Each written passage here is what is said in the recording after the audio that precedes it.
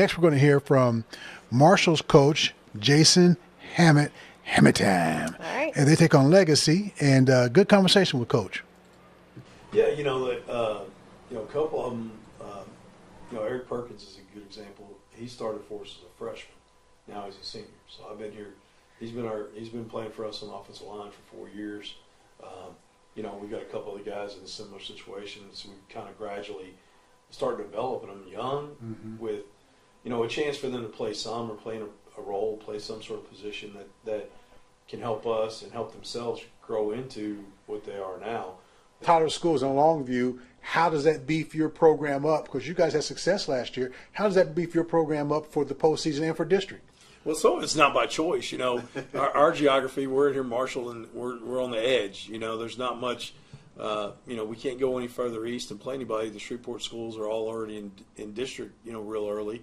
So, that's why Tyler's been on our schedule for 119 years, and Longview's been on the schedule for 117 years because there's not many other choices out here. But that being said, you can't be the best without playing the best, and eventually, if you're going to be the best, you got to beat them. So we've always had a tough schedule.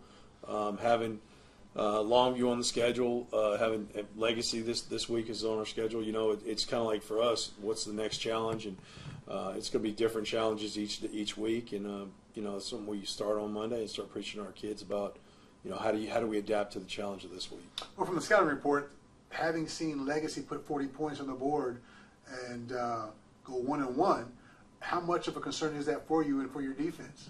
Well, it's always a challenge. I mean, they're a challenging team. Number-wise, that they've got a bunch of kids. They play a bunch of kids. They've got a large offensive and defensive line. They've got a great receiver, great quarterback. Big tight end.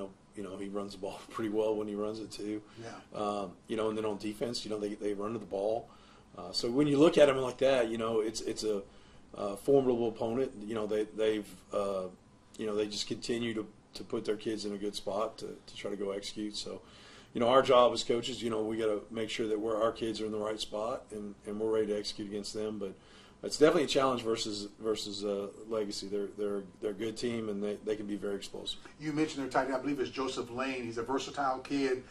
Last week, 4th and 1, going to give it to you up the middle. They're not going to stop that freight train. And I think he is so pivotal to their offense, although he wasn't playing that position. He played other parts of the game. When you have a player like that, how do you game plan against him? Because he's the wild card. Yeah, no, that's why people do that. It's hard, you go 4th and 1 and you've already got a really large offensive line. You've already got a pretty good blocking scheme up there in front of them.